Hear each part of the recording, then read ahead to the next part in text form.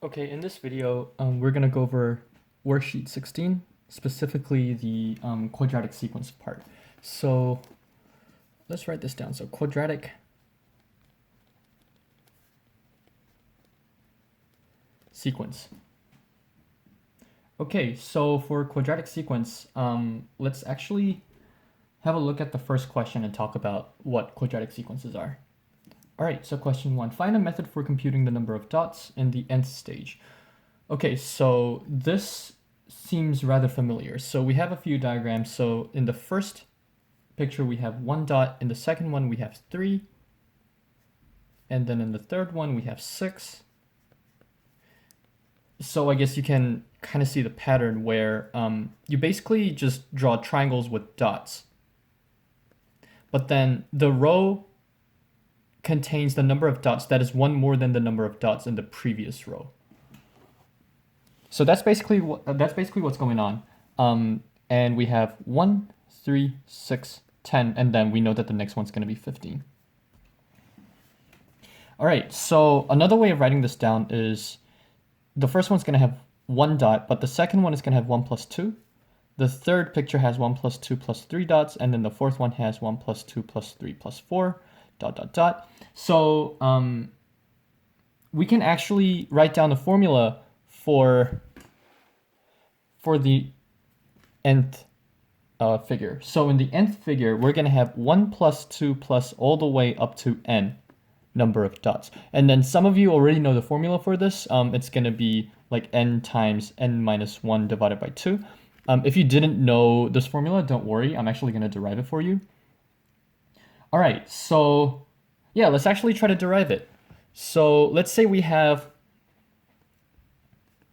the nth figure and how many ever dots we're going to have at the end. There are going to be n of these.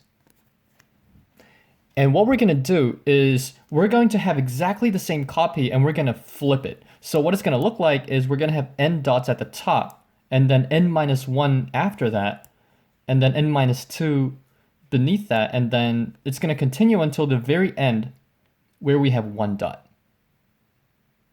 Then what's going to happen is in total in this parallelogram, what we're going to have is each row we're going to have actually, my bad. So here the formula is not n times n minus 1, it's actually n times n plus 1. That was a stupid mistake by me. Yeah, it's supposed to be n times n plus 1, because if we substitute n equals 1, we're supposed to get 1, and if it was n minus 1, we don't get that. So it's actually n times n plus 1 over 2. Yeah, my apologies. So yeah, going back to the derivation, so each row has n plus 1 dots, and then the number of rows we're going to have is in fact n. So in total, in this figure, we're going to have n times n plus 1 dots. But then this is 2 copies of the figure that we're looking at. So in each figure, we're going to have this divided by 2 number of dots. So this is how we get the formula for question 1. Question 2 is the one I actually want to focus on. So in question 2, each diagram shows the number of line segments needed to connect a set of n points. Note 3 of which lie in a straight line. So basically what's going on is you have a bunch of dots and you basically connect all the dots with lines.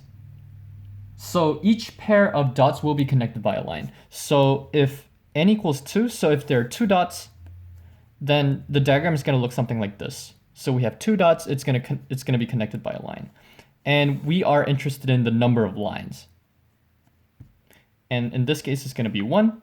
If there are 3 dots, then each pair of dots will be connected by a line. So we have 3 lines. And then for 4, we're going to have 6 lines. I'm pretty sure you've seen this sequence before. It's actually exactly the same as this one. If you have 5 dots, it's actually going to be 10. ... All right, one thing I actually want to have a look at is the difference here. So from 1 to 3, we actually add 2. From 3 to 6, we add 3. And from 6 to 10, we add 4. All right. Maybe you've seen this before. Plus 2, plus 3, plus 4. So the sequence 2, 3, 4, and of course the next one's going to be plus 5. This is an arithmetic sequence. So one way of thinking about quadratic sequences is if n and the difference are both in arithmetic progression, then it's a quadratic sequence. So instead of n and the number of lines, if the difference between the nth term and the previous term form an arithmetic sequence along with n, then this is a quadratic sequence.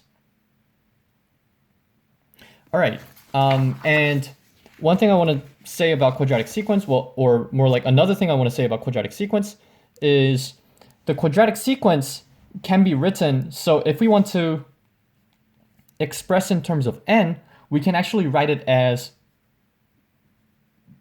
a times n squared plus b times n plus c. In this case, I just used a, but make sure you don't confuse this with the first number of the sequence. This a is just any constant.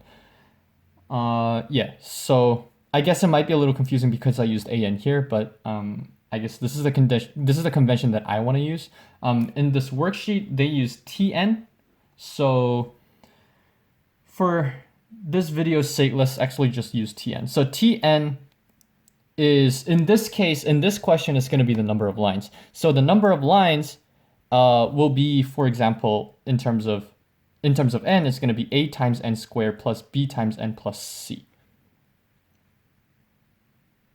All right, we can actually solve 2b then. So question 2b is create a quadratic function Tn is equal to this thing to generate the sequence in part A. So one thing we know is T1, okay, actually we don't know T1, but T2, we want T2 to equal 1, and we want T3 to equal 3, and we want T4 to equal 6. So our aim is to find the values a, b, and c so that when we substitute n equals 2, we get a number 1. When we substitute 3, we get 3, and when we substitute 4, we get 6. All right, so let's see what happens when we substitute 2 in. So when we substitute 2, we're going to get 4 times a plus 2b plus c. And then if we substitute n equals 3, we're going to get 9a plus 3b plus c. And then if we substitute n equals 4, we're going to get 16a plus 4b plus c. All right, and we want these numbers to equal 1, 3, and 6. All right, so once we know this, what we can do is we can actually find the difference between these two. So what's going to be 9a plus 3b plus c minus 4a plus 2b plus c? Well, it's going to be 5a plus b. So as we move on from 4a plus 2b plus c to 9a plus 3b plus c, we're actually adding 5a plus b. And then the next one, we actually add 7a plus b. We can just do this, this minus this. We can subtract this off from this. All right, and now what's the difference between 7a plus b and 5a plus b? Well, it's going to be 2a, right? All right, now let's try with these numbers. So what's the difference here? 2. And the difference here is 3. And what's the difference between 2 and 3? It's going to be 1, right? So what we know is 2a is actually going to equal 1. So let's write that down. So 2a equals 1. So what is a? A is half. Okay, once we know this, we can actually use this to figure out what b is. So from this, we can actually see that 5a plus b is equal to 2. All right, and we already know that a is equal to half. So we get 5 halves plus b is equal to 2, and if we calculate this, we get b is equal to 2 minus 5 over 2, which is, I believe, negative a half. All right, so we know a and b. And here we know that 4a plus 2b plus c, we want it to equal 1. So 4a plus 2b plus c is equal to 1. Now we know what a and b are, so we substitute them in. So we get 2 minus 1 plus c is equal to 1. And from this, we can actually conclude that c is equal to 0. So from this, we can actually fill out the numbers for a, b, and c. So Tn is actually going to equal, substitute a here, so it's going to be half n squared, plus substitute b here, so it's going to be negative a half, so it's minus a half times n, and c is just 0. So here, we actually found a formula for this quadratic sequence. Great. Okay, so let's now move on to the next question, which is C. Use the function in part B to determine the number of line segments needed to interconnect 25 points. Okay, that's not too hard because we can literally just substitute n equals 25 and calculate the number. So let's do that. Okay, this is out of space, so let's use a new sheet of paper. All right, so we know that Tn is actually equal to half n squared minus half n. So T25 is what we're interested in. So we basically just substitute n equals 25. So we're going to get half times 25 squared minus half times 25. So if I do the calculations correct, that's going to be half times, that's 625 minus half times 25, which I believe turns out to be 300. So in the 25th figure, we can see that, or if we have 25 dots, we can see that we need 300 lines to connect all the pairs of dots. All right, so this was question 2.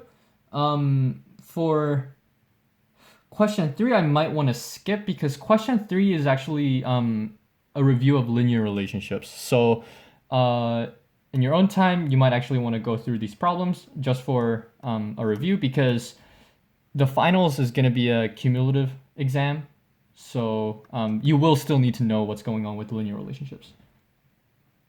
All right, so let's move on to question 4. So question 4. At an air show, a plane is in a power drive. The height of the plane in meters after these many seconds is such a sequence. Okay, explain and show why the sequence is a quadratic sequence. Okay, so we talked about the condition that needs to be satisfied in order for a sequence to be a quadratic sequence. So let's actually write down, write down the numbers in the table. All right, and then we said the height of the plane, let's just call it hn because it's height, hn. So hn is going to be 71, 64, 59, 56, 55, 56. Okay, so what was the condition that needs to be satisfied in order for a sequence to be quadratic? Well, it was how the difference needs to be in an arithmetic sequence. So 71 minus 64 is 7. So to go to 64, we need to subtract 7, and then we need to subtract 5, subtract 3, subtract 1, and then add 1. Now, is this sequence, negative 7, negative 5, negative 3, negative 1, and plus 1, are they in an arithmetic progression? Yes, and obviously n is also in an arithmetic progression. So since both n and the differences are in arithmetic progression, this sequence 71 to 56 actually form a quadratic sequence. So that's a way of knowing whether a sequence is quadratic or not. All right, now let's move on to question B, and this is gonna wrap up this video. This video is gonna be rather short, but hopefully it gives you a lot of insight on what quadratic sequences are. All right, so question B is find an explicit form for the height fx in meters of the plan after x seconds.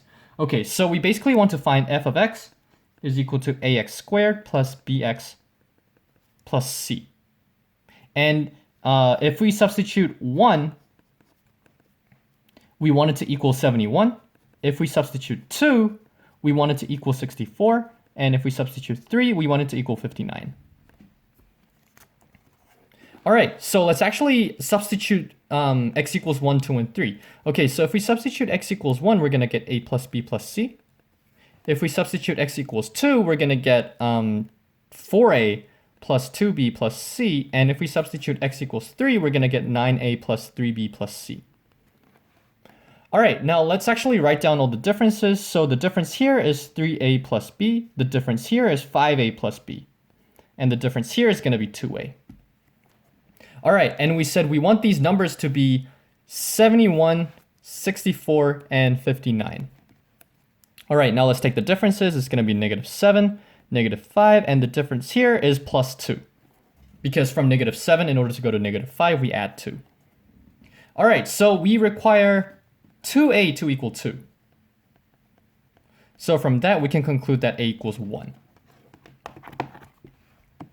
All right, now we want 3a plus b to equal -7. We already know what a is, so we substitute that in. So we get 3 plus b is -7. So from that, we can conclude that b is actually -10. All right, and then the next one we want a plus b plus c to equal 71.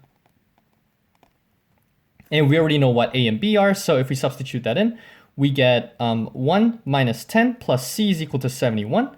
So c is going to equal 71 minus 1 plus 10.